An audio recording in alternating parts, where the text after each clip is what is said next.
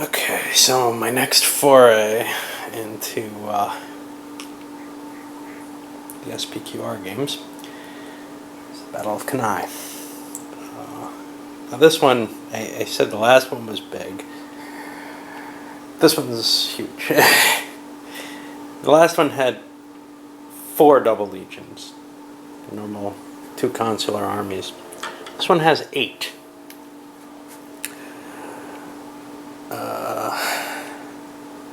Ouch.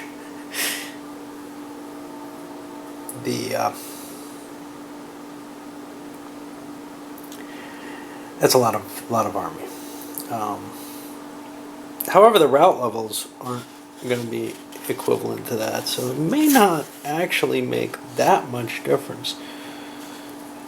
So Rome goes at 240, and they went at 205 in the last one. Carthage goes at 175, which is significantly bigger. It's going to be harder to break the Carthaginian army. Which is funny because it doesn't look like a bigger army, to tell you the truth. I think it's a little smaller. Certainly less maneuverable because it's got these big phalanx units now. That's the African infantry, armed heavier and using closer to a phalanx style, I guess. I mean, you could train someone in that much time. It just seems kind of odd that Hannibal would switch to that, and I'm not really sure I accept that. There's some dispute about it, but I don't feel like trying to dig up heavy infantry, which aren't particularly good. Those end up as hoplites, and those suck. Okay, so I suspect that they're better than the normal hoplite infantry, and I don't have a lot of options here. They may actually be closer to legionary infantry with less training.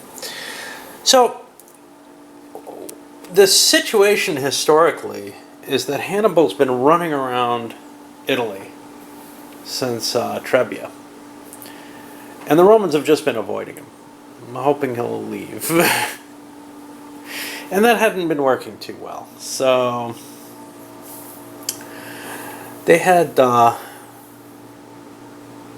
they raised up new armies for the new consuls for the year, and the old consuls still had their armies. So they combined them all and face him here. Unfortunately, they picked Varro, who is not a good commander, to be kind of friendly to him.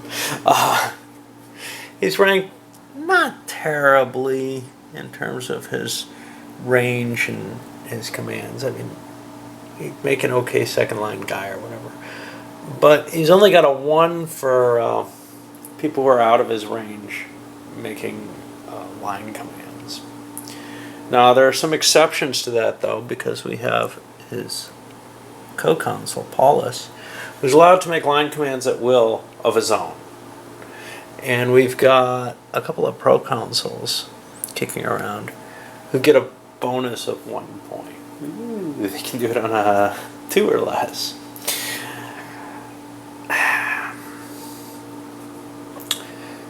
The quality... So, the game comes with 4 legions, and apparently whatever C3Is I have haven't given me additional ones. The quality of the armies, of the Roman army, would be misrepresented with, I'm sorry, it gives 8 legions or whatever. 1, 2, 3, 4, 5, 6, 7, yeah, 8 double legions. The quality would be misrepresented because some of the legions are veterans or elite, and the designers went into an idea to try to negate that by making all the kind of better legions, and that's going to be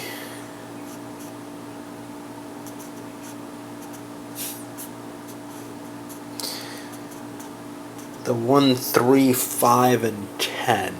Those are the 4 that aren't recruit quality, making them all depleted. Personally, I'm not terribly thrilled with that. First of all, I've been running out of counters in the battles already.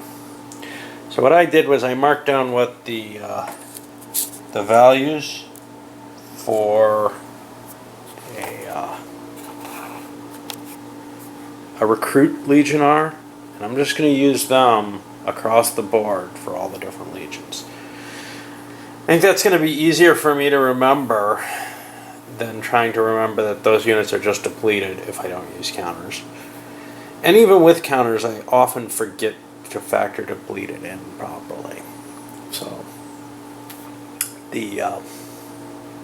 I think I'll have more of a chance of remembering it. If I see numbers that look higher than I expect, I'll say, "Ooh, that can't be right." So Carthage's battle plan when they went into this, and one of the options is to set them up with the phalanxes already back.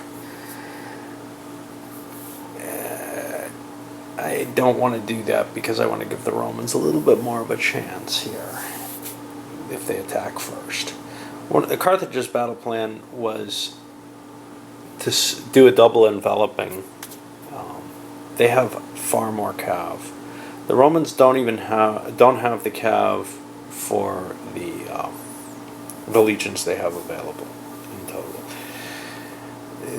Whereas we have these lancers who've proven to be pretty decent in the last battle in Trebia, and then we have the Numidian cav, which has proven to be fantastic, and it's led by Mahabal, who's capable of giving line commands at will. We're already under the Carthaginian command system, which allows line commands to be given with more regularity than otherwise. Basically, on a first activation, a leader can do it. But there aren't a lot of Carthaginian leaders. So even though they're better, there also aren't that many troops. Another rule is this weird looking formation here is allowed to be treated as a single line. Another one is the Celts. The Celts were considered particularly effective in this battle on offense. And if they charge, they cause +1 to the tactical quality check and +1 to the casualty die roll.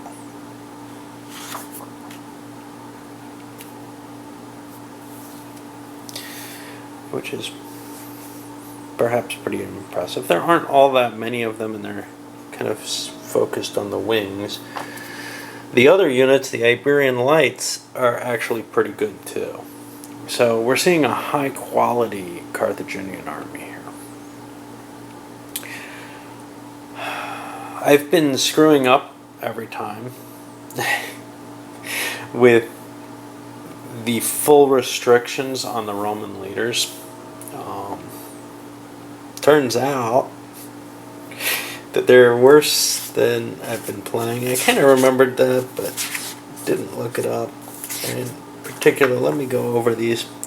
So, tribunes and the prefects sociorum can only give individual unit orders to one type of unit from a single legion or ally. And tribunes can only issue orders to legionary troops, the prefect sociorum only to the ally, and they have fairly low ratings, but I've been kind of allowing them to give orders across the board. Now, they can issue line commands to anything that qualifies as a line, and that means early on it's not going to be a deal. But as the fighting breaks down, they have to stick with their kind of critters. I had been getting the prefects equip them correct, keeping them only on the cavalry. Although maybe I hadn't been paying attention to whether they were Legion or Ally. They have to stick with one or the other. Which is kind of a pain. But again, they can command a line, I believe. And now we first have the proconsuls here. They have a bonus on line command, and they can also become the overall commander. But we have another legitimate consul here who would take over first. We don't see a lot of casualties in this game. How much has that affected things? I don't know. Probably has made the Roman life a little easier, but in this battle, I want to make sure that the Romans do not have any illicit advantages. In fact, that's one of the reasons that I switched to this, is I think that just depleting units is a lot less than having lower tactical quality. The lower tactical quality, I think, is going to be a huge, huge factor in this. Trying to think of anything else here. Oh, someone mentioned that they'd like a play-by-play through the sequence of play. Not necessarily in this game, but in some game. One thing about this game is it doesn't really have a sequence of play. And this is true also about the Musket and Pike series and the Men of Iron. Activations are the key issue, and it would be very, very difficult to capture that completely. You also see more of my mistakes if you watch more of the game. Because I cheat a lot accidentally. I just, one of the things, especially with tactical, and I brought this up before, it's not that big a deal if you screw something up. Usually it can be, it's balanced out by other screw-ups. It's not like, and in fact, even operational and strategic games that are hex-based usually don't have these huge, the game's over because you took this area or something. Area-based and point-to-point, and especially where there's cards and stuff like that involved, I find the screw-ups tend to be a little bit more violent to the play of the game. Alright, I'm going to wrap this and send it up. This is just an intro. I'll start playing, I guess. This is going to take me at least a week. So it's 6 to 8 hours, supposedly. That usually takes me a pretty good month of time. All right.